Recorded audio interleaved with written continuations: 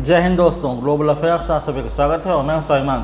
भारत और पाकिस्तान के बीच एस्केलेशन बढ़ता जा रहा है। ये कॉन्फ्लिक्ट का एरिया वाइड होता जा रहा है। कल पाकिस्तान की तरफ से जम्मू, पठानकोट, पंजाब, राजस्थान के एरियाज़ में स्ट्राइक करने की कोशिश की गई थ्रू ड्रोन्स, और इसको स्ट्राइक बैक करने के लिए फिर इंडिया ने अपने मेजर्स चुने, जिसमें उन्होंने लाहौर, फैसलाबाद, रावलपिंडी, इस्लामाबाद पर अटैक किया। और यहाँ पर एक बात सामने ये आई है कि पाकिस्तान ने एक बहुत ही लो स्टैंडर्ड का काम ये किया, वो ये कि उसने यूज़ किया सिविलियन फ़्लाइट्स का टू शील्ड इटसेल्फ। यानी कि आप सभी को पता है कि पाकिस्तान ने अपना एयर स्पेस बंद करके रखा हुआ है। इक्का दुक्का फ़्लाइट्स ही वहाँ पर फ्लाई कर रही हैं। भारत ने अपना वेस्टर्न और नॉर्दर्न एरिया के जितने भी एयरपोर्ट्स हैं उन्हें बंद करके रखा हुआ है, ताकि हम प्रॉपरली कैरी आउट कर सकें एनी वॉर लाइक एक्टिविटीज़। यहाँ पर पाकिस्तान सिविलियन फ़्लाइट्स को एज ए शील्ड यूज़ कर रहा था कल। यानी कि कल अगर भारत द्वारा कोई स्ट्राइक होती और इस स्ट्राइक में कोई सिविलियन फ़्लाइट पर अटैक होता और लोग मारे जाते, तब इंटरनेशनली पाकिस्तान इसको यूज़ करता। इंटरनेशनल फोरम्स में, प्लेटफॉर्म्स में वो जाता और कहता कि देखिए भारत ने कैसे सिविलियंस को मारा और सिविलियंस की हत्याएं की। एक बहुत ही एथिकल एक्ट तो ये नहीं कहा जा सकता, नॉन एथिकल ग्राउंड पर ये किया गया काम था। वैसे भी हम पाकिस्तान से किसी प्रकार के एथिक्स, मोरालिटी की उम्मीद नहीं कर सकते। अपने एक्शंस को जस्टिफाई करने के लिए वो कोई भी मेजर अपना सकते हैं, जहाँ पर एथिक्स और मोरालिटी की उम्मीद हमें पाकिस्तान से करना नहीं चाहिए। कल अगर एयर राडार में देखें, जो एयर ट्रैफिक को देखें, तो वहाँ पर बहुत ही थिन ट्रैफिक था इन India's northern areas, western areas, और पाकिस्तान में भी बहुत कम फ़्लाइट्स उड़ रही थी। यहाँ पर अगर कुछ स्ट्राइक भारत की तरफ से होती और वाकई सिविलियंस मारे जाते तो फिर भारत के लिए एक बैकफुट वाली बात होती। लेकिन हमने प्रिसिशन के साथ विद एक्यूरेसी केवल वही हिट किया जो हमें हिट करना चाहते थे। हमारे S-400 आकाश एयर डिफेंस और दूसरे हमारे डिफेंस हार्डवेयर ने केवल उन्हें अपना निशाना बनाया जो भारत की तरफ भेजे गए थे in the form of aerial attack. यानी कि उन्होंने यूज़ किए थे टर्किश मेड ड्रोन्स। जी हाँ, टर्किश ड्रोन्स थे, जिसका हैविली यूज़ किया कल पाकिस्तान ने। 300 से 400 के लगभग ये ड्रोन्स यूज़ किए गए थे। सैंगो ड्रोन्स कहते हैं इन्हें, और इनको पाकिस्तान ने यूज़ किया अगेंस्ट इंडिया। इसलिए कल रात 8:30 से सुनने में आ रहा था कि जम्मू पे अटैक हुआ, जम्मू एयरपोर्ट पर अटैक हुआ, जम्मू यूनिवर्सिटी पर अटैक हुआ, जालंधर में अटैक हुआ, फिरोजपुर में अटैक हुआ। तो ये न्यूज़ सामने आने लगी थी।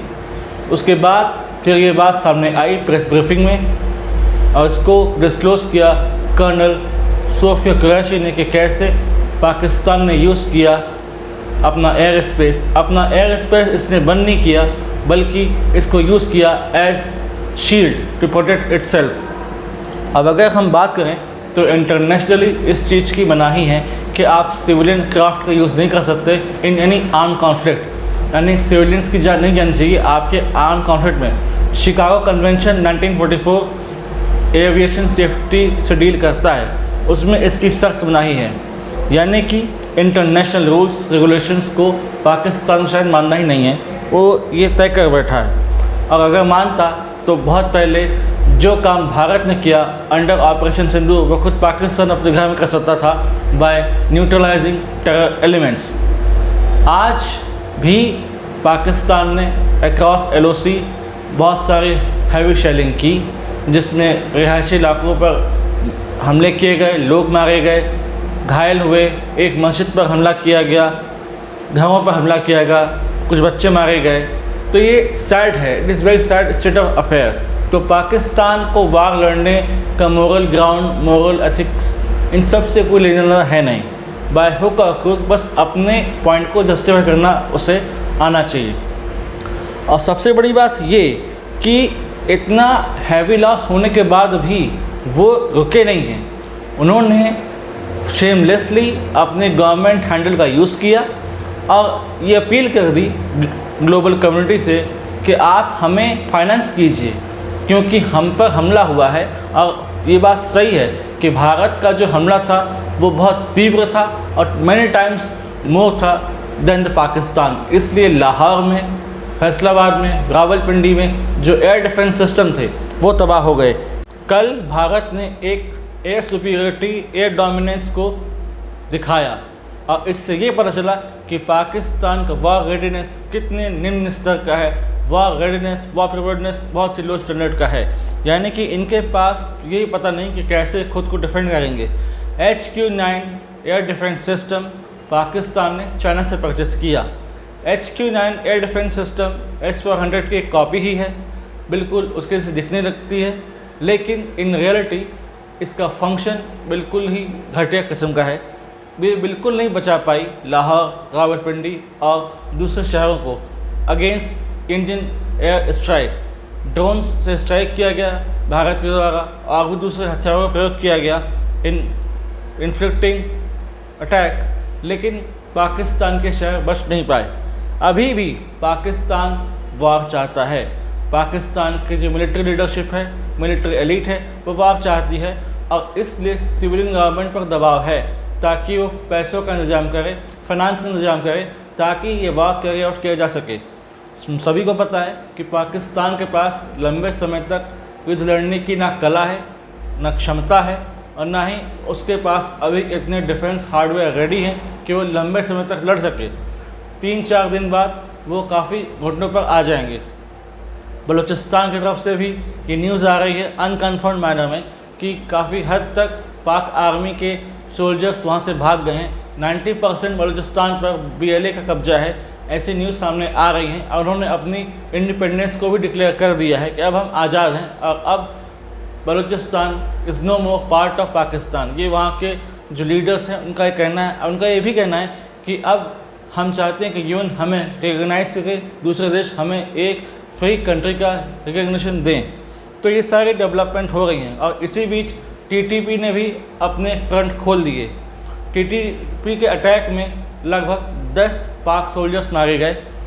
ये सब हुआ एक जिद्दी जनरल की जिद के कारण, जिसकी वजह से पहलगाम अटैक हुआ। लेकिन उस जनरल को शायद ये नहीं पता था कि इसके कॉन्सिक्वेंसेस, इसके रेपरकशंस बहुत हैवी होने वाले हैं, जिसे पाकिस्तान को ही भोगना पड़ेगा और सही चुकाना पड़ेगा। पाकिस्तान ने जिन ड्रोन्स का यूज़ किया वो टर्किश मेड थे। टर्किश मेड सेंगोर ड्रोन्स का इस्तेमाल किया गया। 300 से 400 के लगभग सेंगोर ड्रोन्स का यूज़ किया पाकिस्तानी आर्म्ड फोर्सेस ने, जिनको स्ट्राइक किया अगेंस्ट इंडिया, और इन्हें हवा में ही इंडियन एयर डिफेंस सिस्टम ने, S-400 ने, आकाश एयर डिफेंस सिस्टम ने उड़ा दिया। कोई कैजुअल्टी भारत की तरफ से नहीं हो पाई इसकी वजह से, यानी कि S-400 आकाश एयर डिफेंस सिस्टम ने अपनी एफिकेसी, अपनी एफिशिएंसी सिद्ध की और ये प्रकार से डोमिनेंस सिद्ध किया अगेंस्ट पाकिस्तान। अब तुर्की का नाम आने की वजह से अब तुर्की पर प्रेशर है। अब इंटरनेशनली इसका फॉल आउट ये होगा कि भारत अब इंटरनेशनली दबाव बनवाएगा और तुर्की के कैसे टर्की ने वह हार्डवेयर, मिलिट्री हार्डवेयर सप्लाई किए पाकिस्तान को, जिसके थ्रू पाकिस्तान को ये प्रेरणा मिली कि वो हमास लाइक स्ट्राइक करे अगेंस्ट इंडिया, जिसमें सीरीज़ ऑफ ड्रोन अटैक किए गए। ये टर्किश में ड्रोन्स सप्लाई किए गए थे।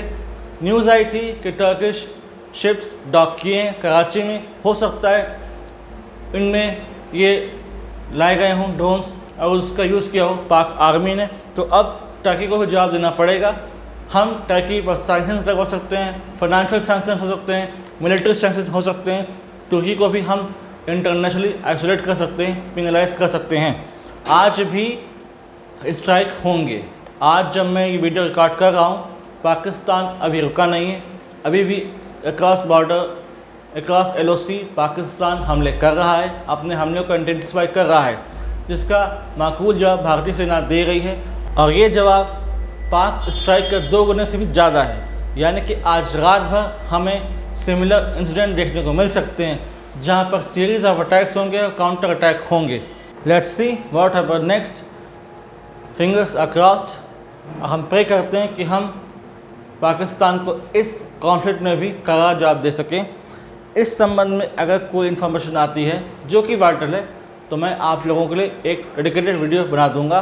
Do like, share, subscribe the video and widely spread this video for the knowledge of people. यदि आपसे जुड़ना चाहते हैं तो आप इंस्टाग्राम, टेलीग्राम के थ्रू हमसे जुड़ सकते हैं। इसका लिंक डिस्क्रिप्शन दिया गया है। Thanks for watching. जय हिंद, जय भारत।